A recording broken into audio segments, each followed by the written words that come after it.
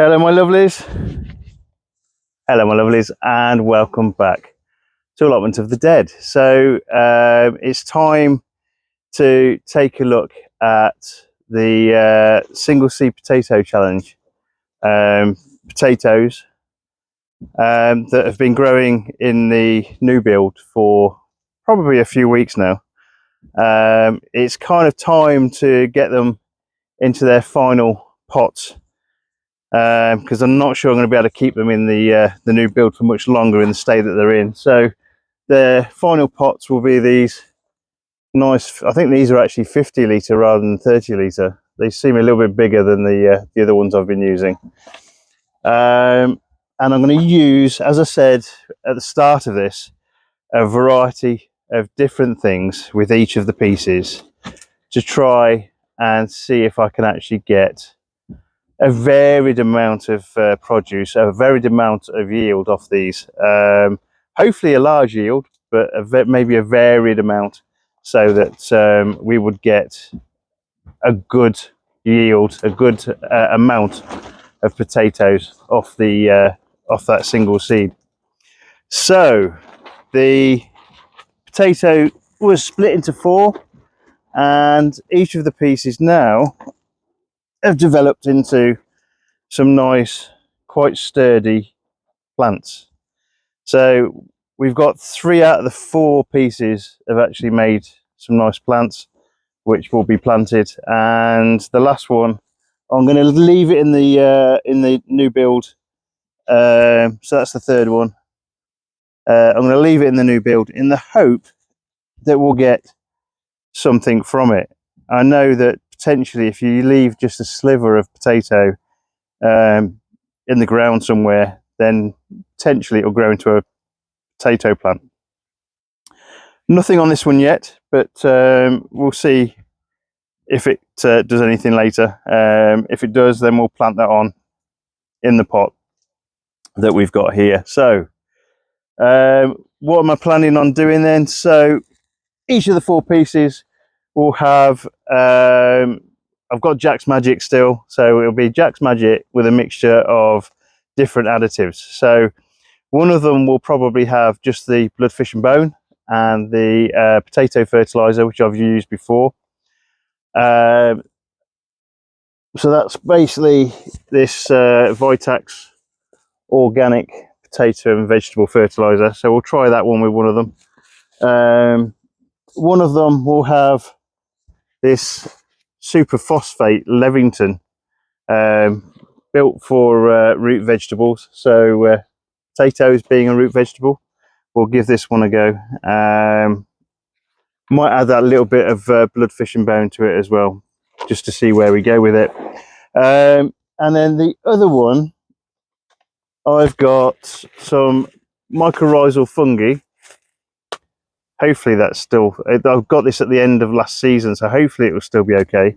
I can't see the expiry date on it, but hopefully it should be okay. So what we'll do is when we plant the plant, we'll be putting the mycorrhizal fungi in with that as well. And I've got a secret ingredient, so it's not the strulch. When I first thought about what I was going to do, I thought about different manures like chicken manure and things like that. The chicken manure pellets are pretty good. They give off the nitrogen quite well. So we want quite a lush growth of the actual plant, because the better the plant up top, generally the better the root vegetables are beneath it. So I hit Facebook Marketplace and I made a call out for rabbit poo. So the difference between the manures that you can buy out there, so you've got horse manure, cow manure, and then you've got the prepared things that you buy just in bags from your local home base and that sort of place, are all termed hot manures. These are all things that you need to have them really well rotted before you can use them. The difference between that and rabbit droppings are that rabbit droppings are massively high in nitrogen. In fact, they're the highest in terms of nitrogen levels out of all the manures. And the other good thing about it, even though I can actually start smelling it a bit now, the good thing about it is that you can use it literally straight from the source. So you don't need to have to wait for it to rot down or anything like that. It's what's called a cold manure. So literally straight from, in effect, if you wanted to, straight from rabbit to pot. Not the rabbit itself, because I'm not particularly keen on rabbit, but from rabbit to pot, it's going to be a really, really good nitrogen, source of nitrogen for these developing plants. So the nice bag of rabbit manure I've got here was produced just around the corner from the allotment plot. Turns out, I was surprised actually how close it was to the allotment when I put the call out, because when you go on Facebook Marketplace, there's a chance that you're going to get people from all over the country basically saying, yeah, I've got something, you're going to have to come and collect. And that's what happened here. I did go and collect it, but it's literally just round the corner. So thanks very much to Emma for providing me with this nice bag. And thanks very much to Bambi and Midnight for producing the contents of this really nice bag. We'll be using this on the top of the pot as a mulch. It's got a mix of the hay in with this, so hopefully, or sawdust. I think it's a mixture of hay and sawdust. So hopefully, we should get some really, really good plants off this. Not tried this before, completely, totally an experiment. So we'll have to see how it goes. So I'll set these pots up and I'll come back and I'll show you what they look like. And then we'll put this last number 4 back in the new build with a nice watering. Hopefully we'll see if we can get that into a plant as well. Right.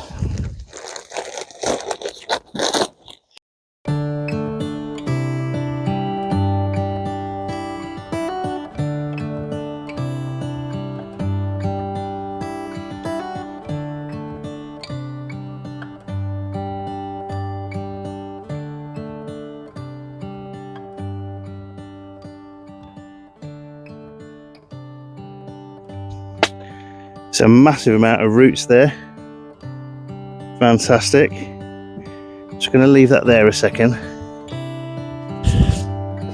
because I'm going to use some of this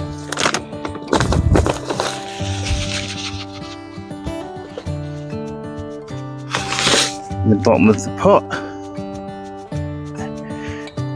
and we'll put that on the top.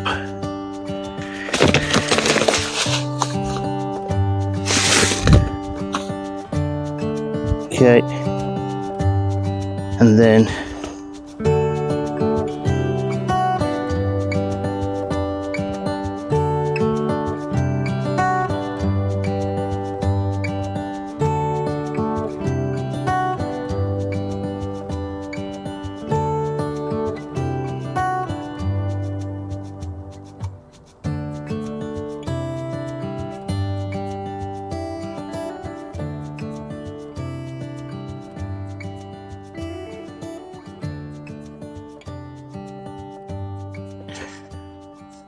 okay, so the first one's been set up. So this one is going to be, it'll have the superphosphates, it'll have some blood, fish and bone. You don't need much of this. I think it's that's probably going to be enough.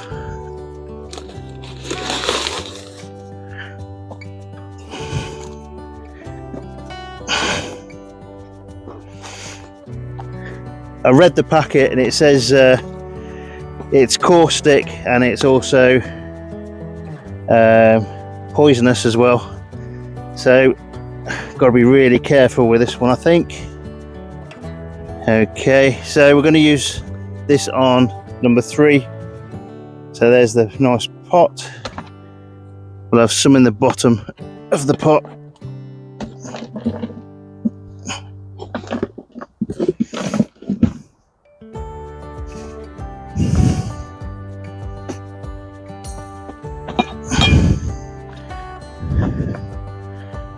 Okay, and then again we'll stick some of the mycorrhizal fungi in there,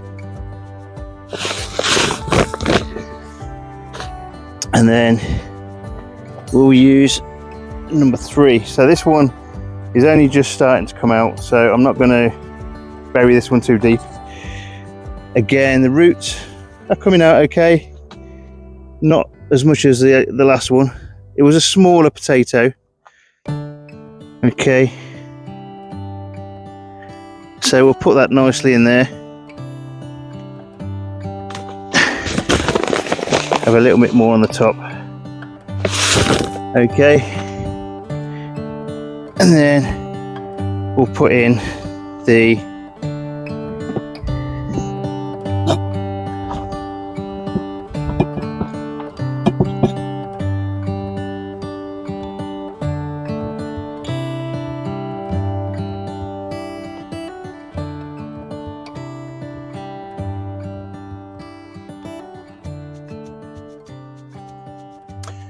okay, so that one is all done. I haven't put a topping of anything on top of this one yet.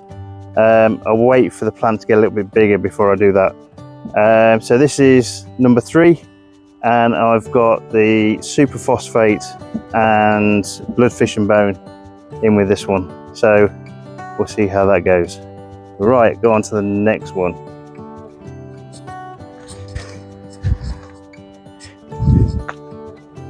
Okay, so number 1. Now it's got 2 shoots on this one, so I could potentially take a root, the shoot cutting off here. Basically, what you do is put it in some nice perlite or something like that, with some kind of moisture, and it will root generally from the bottom of the stem. But I'm not going to bother. I know some people probably will out there in the challenge. I don't have much luck with shoot cuttings, but looking at the top of this, I don't know whether you can see there, the roots are actually growing at the top there. Absolutely fantastic growth of this so far, so I'm not going to set it back any. I've made a mixture of the Jack's Magic, bloodfish and bone, a little bit of the superphosphate, and a little bit of the potato fertilizer. So hopefully I should be able to get something decent off this, but we'll see. So this is the one that I'm going to put the secret ingredient on, or rather the Bambi Midnight mix, and look at the roots on that, absolutely fantastic. So again, we use the mycorrhizal fungi in there. Nice liberal helping all over myself as well. I'm going to grow now. Right, and we'll put that in the base, and again we'll have a nice little sprinkling over the top, seeing as the roots are actually at the top here, and we'll put in our potting mix. Okay,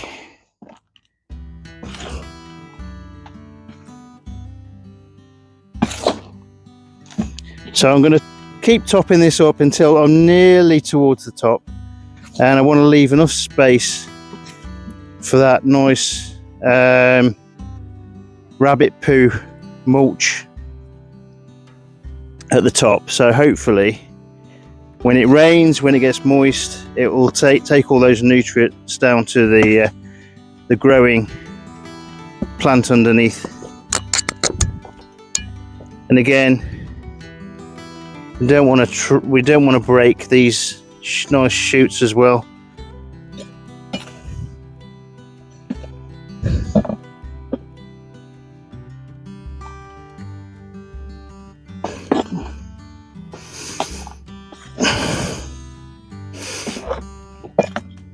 So the rabbit manure shouldn't burn the plants, so this can be a proper mulch on top of these plants. Having kept rabbits before, I know potentially it can smell quite funky when they start to rot down, but I think we should be okay. It's not very hot as yet. Maybe as the summer months come in, we probably start getting a little bit more of a funky smell, but we'll see how that goes. Right, so that's the last of the mix. We'll give that a nice straighten up there. Okay, and then the rabbit mix.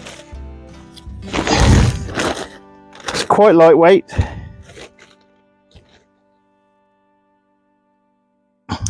So the interesting thing about rabbits is that they are coprophagic. So I've got a snail there. I don't want that one in there. So coprophagic means that the animal will eat its own feces. And the thing about rabbit poo is that you get two different kinds. So you get a nice pale black poo, and you'll also get a poo that is black. It's kind of a lot darker. So the lighter ones, the rabbit will eat again. The rabbit digestive tract means it can't actually get all of its nutrients from that first way round its gut, so it re-eats the poo to actually get the rest of the nutrients out. So it won't necessarily do that all the time. It will do it if basically food sources are scarce, but if you've got a rabbit that's kind of fed every day, it'll do it when it wants, really. It becomes more of a want rather than a need. So most of the things that you buy nowadays for rabbits, all the nutrients and things are in there. So that is a nice mulch there on the top of a mixture of rabbit poo and the hay. So that's the 3 potato challenge bucket set up. I'm going to keep them outside the polytunnels here. They're not inside the polytunnels, they'll be outside, which is one of the rules of the game. So hopefully we should still get some decent produce, decent yield off these. I'm keeping them outside as well anyway, because the reason being is that these polytunnels are quite prone to getting ants. So if you get ants in a bucket such as this, then potentially it will damage the roots system of the plant that's in there, and the plant will end up dying anyway. So we don't want that. What we want is a nice decent plant with a really nice root system, which it's already seemed to have got there, and hopefully that will increase our yield. So the other thing I'm going to be doing now is watering these. So I'm not going to use water from the tap. Our taps are on now, and we turn off the water between November and March, end of March, purely so that the pipes don't freeze in the plot. If you can imagine a burst pipe in the middle of an allotment plot would be a massive issue for us. The prices or the costs of the water use would be massive. So the water's just come on, but for these I'm going to basically treat them with kid gloves, and I'm going to use just rainwater on them. So water out of the water butts that we've got collecting water. So that's us all set up for the single seed potato challenge. I'm still waiting, hopefully, for a 4th one to come up. If that one comes up, then we'll deal with that one as well. And we'll see how things go. So just a final good luck to everybody out there who's actually taking part in this challenge.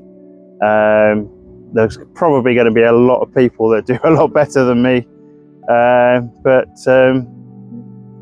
this has given me a chance and an opportunity to try something different. So hopefully we'll get something decent out of these, but we'll see how it goes. Anyway, that's all for now. So take care. Bye-bye.